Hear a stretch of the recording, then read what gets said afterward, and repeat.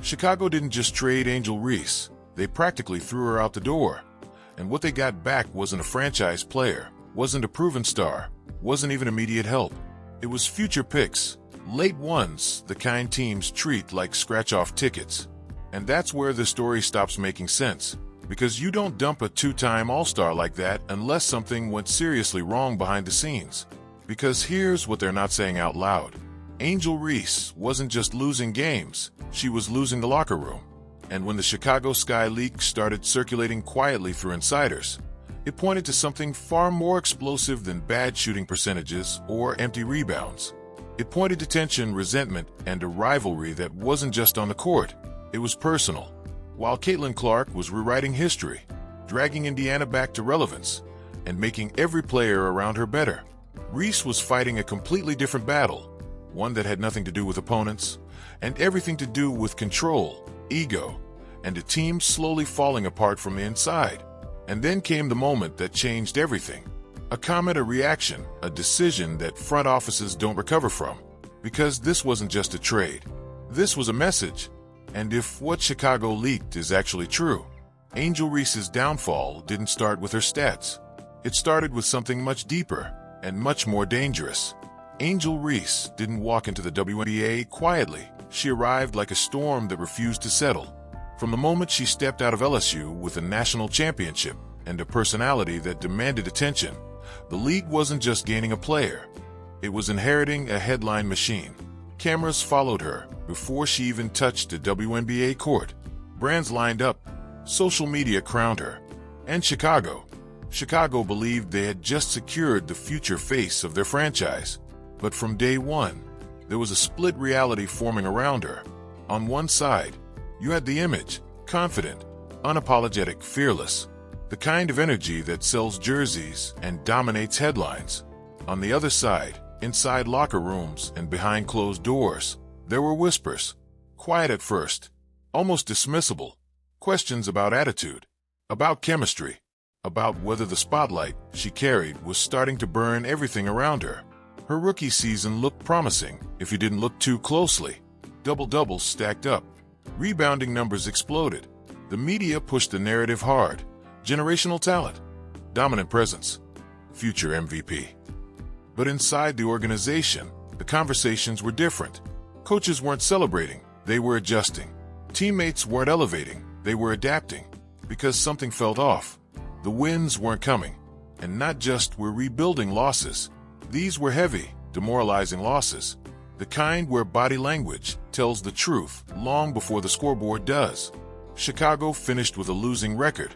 And instead of progress in year two, things got worse. The losses piled up faster.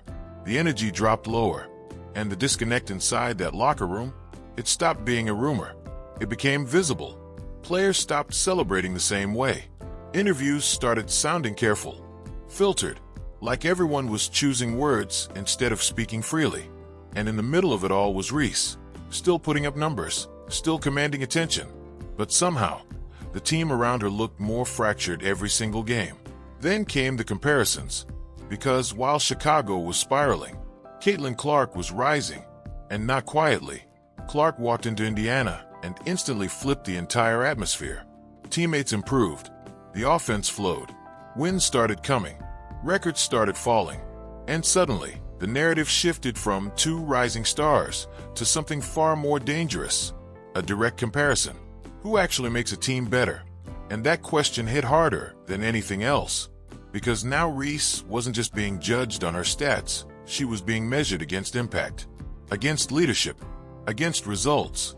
And every time Indiana won, every time Clark elevated another teammate, every time the spotlight shifted, it added pressure Reese couldn't ignore.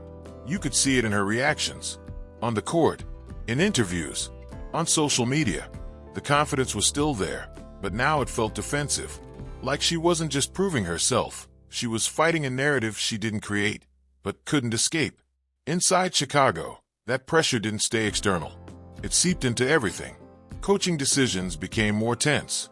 Rotations became more experimental. And behind the scenes, the front office started asking a question they never thought they'd have to ask this early. Is she actually making us better?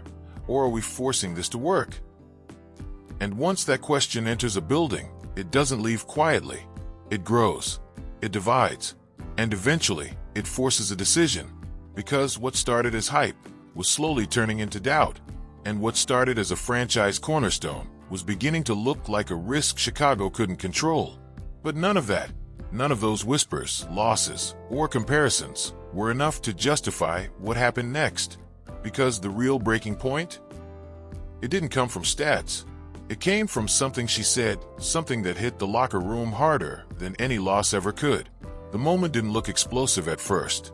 There was no screaming, no viral clip instantly setting the internet on fire, no dramatic walk-off that cameras could replay 100 times. It was quieter than that, and somehow, that made it even more dangerous. Because it happened in words, and words in a locker room already cracking can break everything. It started with a press appearance that most people expected to be routine. Chicago was struggling again, the losses stacking, the energy draining, and reporters were asking the same questions they'd been asking all season. What's going wrong? That's when Angel Reese answered. Not carefully, not diplomatically, honestly, or at least what she thought was honesty. She said the team needed better players, more experienced players, players who actually knew how to compete for championships. And just like that, without naming names, she said everything. And everyone in that locker room knew exactly who she was talking about.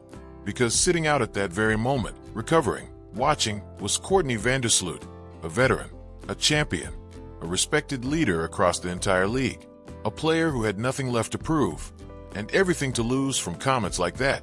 The reaction inside Chicago wasn't loud. It was cold. Teammates didn't confront her publicly. Coaches didn't snap in interviews. But something shifted instantly. Conversations got shorter. Eye contact disappeared. The kind of trust that takes months, years to build vanished in seconds. Because there's one rule in professional sports you don't break unless you're ready for war. You don't throw your own team under the bus, especially not when they can't defend themselves. And that was the first crack that turned into a fracture. But it didn't stop there. Behind the scenes, things escalated fast. Reports started surfacing. Not headlines yet, but whispers leaking through insiders. Players were frustrated, not just with losing, but with her. Practices became tense. Communication broke down. And then came the moment that confirmed everything wasn't just speculation. Camila Cardoso, her own frontcourt partner, the player she shared the paint with, reportedly walked out during a situation involving Reese. Walked out. That's not disagreement. That's rejection.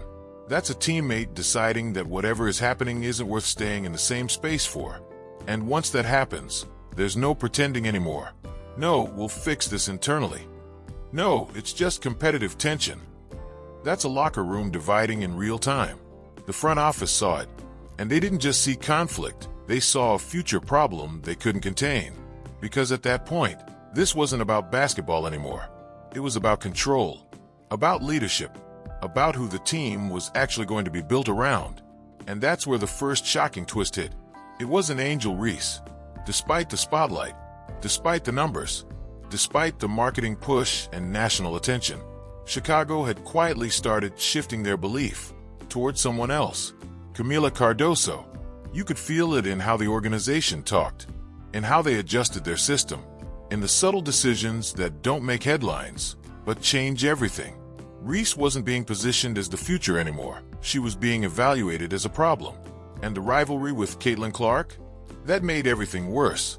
Because while Reese was dealing with internal tension, public criticism, and a locker room losing patience, Clark was doing the exact opposite in Indiana, elevating teammates, winning games, building chemistry, becoming the kind of player organizations protect at all costs.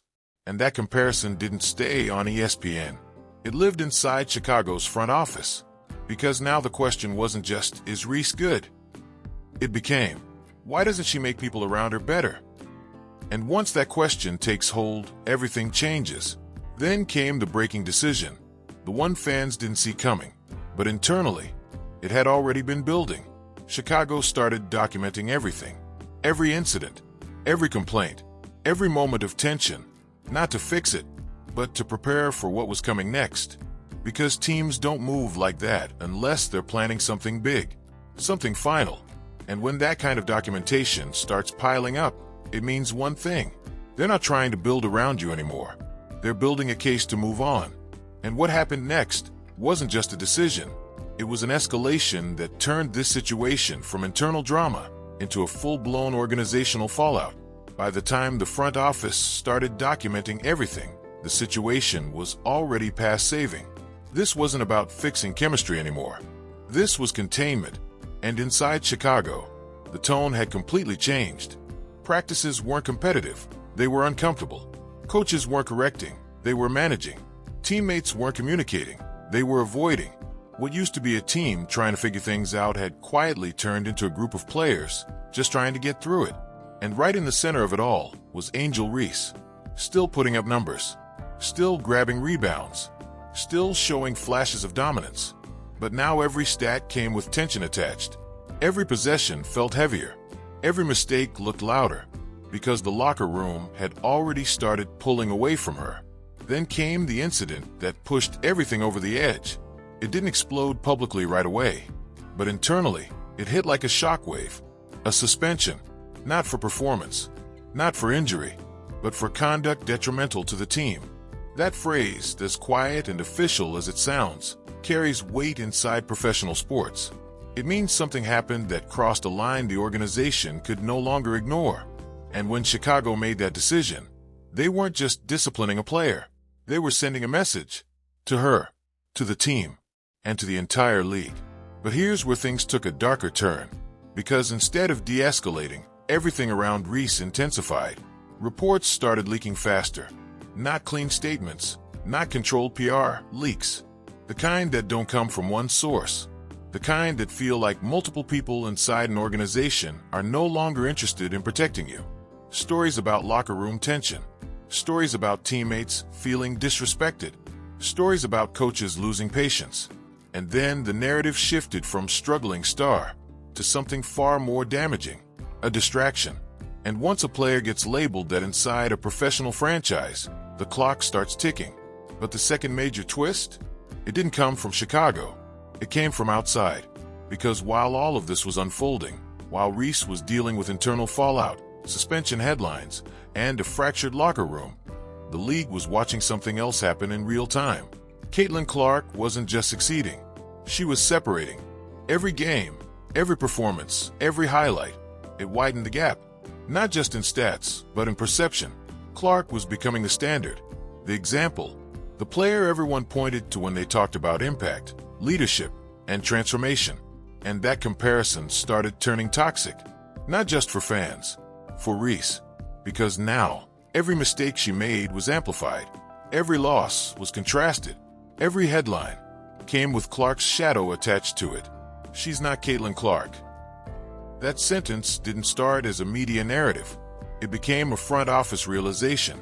Because internally, Chicago had to face something uncomfortable. They didn't just have a struggling team. They had a player who was losing the comparison battle in the most public way possible, while also losing control of her own locker room. And that combination, it's deadly. For reputation, for value, for leverage. Which brings us to the moment that changed everything again. After the suspension, Reese didn't return to close out the season. Officially, it was a back injury. Unofficially, the timing raised eyebrows everywhere, because while the team was finishing out a difficult season, footage surfaced. Social media clips. Reese away from the court, dancing, celebrating, moving freely. And whether it was fair or not, the perception hit hard. Teammates noticed, fans noticed, and most importantly, the front office noticed. Because now it wasn't just about performance or personality. It was about trust. And once trust breaks inside an organization, there's no stat line in the world that can fix it. That's when Chicago made the internal decision. Not publicly, not officially, but quietly behind closed doors. They were done. Not we'll revisit in the offseason. Not let's see how things improve. Done. And when a team reaches that point, everything shifts fast. Phone calls start happening. Options get explored. And value becomes secondary to urgency. Because now, it's not about getting the best deal. It's about getting out. But what makes this twist even more shocking is how quickly everything moved after that decision. Because once Chicago decided they were done with Angel Reese, they didn't hesitate. They didn't wait. They didn't negotiate like a team trading a star. They moved like a team trying to escape a situation before it got worse. And what happened next is the part that left the entire league stunned. The moment the trade went public, it didn't just shock the league. It divided it. Because nothing about the return made sense on the surface. 2 late first-round picks. A second-round swap. No proven star. No immediate impact player. No urgency to compete now. For a 2-time All-Star, it looked like a mistake. Or worse, it looked like desperation. Fans didn't wait. Social media exploded within minutes. Comment sections turned into battlegrounds. Some were in disbelief, calling it one of the worst trades in recent WNBA history. Others weren't surprised at all, because they had been watching the tension build all season. And then the phrase started trending. She's no Caitlin Clark. Not as a debate, as a verdict. Because while Chicago was offloading Reese for what felt like scraps, Indiana was doubling down on Clark as the future of the league. Highlights, endorsements, sold-out arenas. It was a completely different reality. And that contrast hit harder now than ever. One player was being built around. The other was being shipped out. Fast. Inside Chicago, the reaction was even more telling. There was no emotional goodbye. No dramatic thank you posts from teammates. No public defense from the locker room. Just silence. Cold, calculated silence. And in professional sports, silence like that is louder than any statement. Because it tells you everything you need to know without saying a word. Then came the leaks. Not official press releases. Not polished interviews. Leaks. Reports that players felt relieved. That the locker room needed a reset. That the organization had been dealing with internal issues far longer than the public realized. And suddenly, the narrative flipped completely. This wasn't Chicago getting fleeced. This was Chicago escaping something. Even analysts who initially questioned the trade started changing tone. Because once the behind-the-scenes details started stacking up, the suspension, the teammate tensions, the public comments, the chemistry issues, it painted a picture that went far beyond basketball. This wasn't about talent anymore. This was about stability. And franchises will sacrifice value if it means restoring control. Meanwhile, in Atlanta, the reaction wasn't exactly celebration. It was confusion. Because on paper, they had just acquired a high-profile player, a recognizable name, a statistical performer. But when fans looked deeper, they saw the fit issues immediately. 3 frontcourt players who needed the same space. No spacing, no clear offensive balance, and a player arriving with baggage that Chicago clearly didn't want to carry anymore. Excitement quickly turned into cautious optimism, and for some, outright concern. Because now Atlanta wasn't just adding talent. They were inheriting a situation. And across the league, one question kept getting louder. If she was really that valuable, why did Chicago move her so easily? That question stuck. Because teams don't give up on stars like that. Not without a reason. Not without a breaking point. And as the dust settled, one reality became impossible to ignore.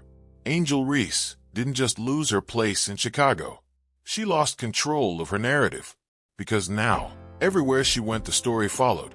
The locker room tension, the suspension, the comparisons, the doubts, and worst of all, the label. A player who puts up numbers, but doesn't translate to winning. And in a league that's evolving faster than ever, that label can end careers before they even fully begin. But just when it felt like the story had already reached its peak, another layer started to surface. A deeper reason, a quieter truth. Something Chicago didn't say publicly, but made sure the right people heard.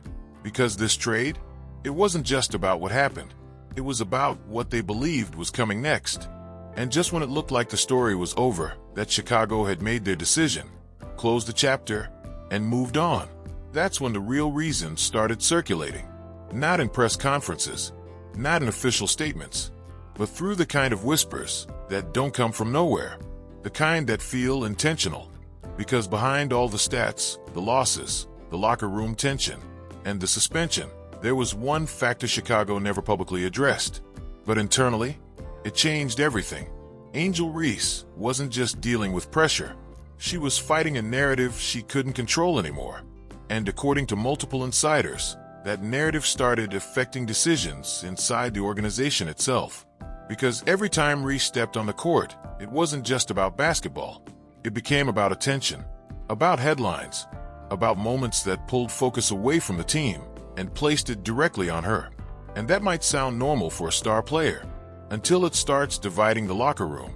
Because while Reese was building her brand, speaking her mind, and staying in the spotlight, other players felt invisible, overlooked, secondary in a system that was supposed to be about winning, not attention.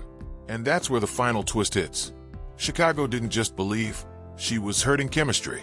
They believed she was splitting the identity of the entire franchise. Half the team trying to compete, half the narrative orbiting around one player. And once that divide becomes real, there's no fixing it. But here's where it gets even more intense. Because the Caitlin Clark factor? It wasn't just media noise.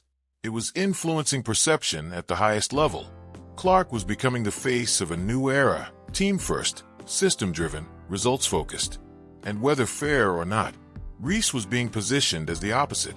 Individual, emotional, uncontrolled. And Chicago saw the direction the league was moving. Fast. So they made a choice that most teams are too afraid to make. They chose alignment over talent, control over chaos, future over fame. And they did it knowing exactly how it would look. Like a loss, like a mistake, like they got fleeced. But internally, they believed they won. Because they didn't just trade a player. They removed a problem they believed would only get bigger. Which leads to the question nobody can answer yet. What happens next? Because now Angel Reese is in Atlanta, a team that already has structure, already has chemistry, already has a system that works.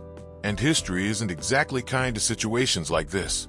Because when a player leaves one fractured locker room and walks into another team with expectations, one of two things happens. They adapt, or they repeat. And if Chicago was right, if everything they believed about the situation is true, then Atlanta didn't just acquire talent. They inherited risk. And if things go wrong again, if the same patterns show up, if the same tension follows, then this won't just be remembered as a shocking trade. It'll be remembered as a warning. But if Reese proves them wrong, if she flips the narrative, dominates, and forces Chicago to regret everything, then this entire story changes. From escape to one of the biggest miscalculations the league has ever seen. And that's what makes this situation so dangerous. Because right now, nobody knows which version is coming. Not Chicago, not Atlanta, not even the league. But one thing is certain.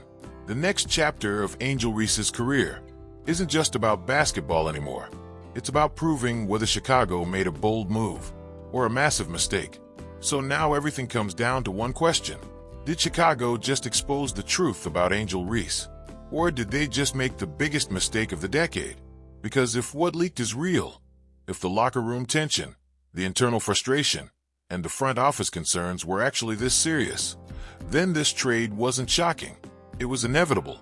But if Reese goes to Atlanta and flips the entire narrative, starts winning, dominates, and proves she was never the problem, then Chicago didn't just lose a player. They lost a superstar. And that's something franchises don't recover from. So I need you to be honest. Right now, today, is Angel Reese being misunderstood? Or is she exactly who Chicago believed she was? And more importantly, is she really no Caitlin Clark? Or is that comparison about to backfire on everyone? Drop your take in the comments. Because this story is far from over, and the next move could change everything. If you want more breakdowns like this, real stories, real tension, no filters, hit like, subscribe, and turn on notifications. Because what's coming next in the WNBA is going to be even bigger,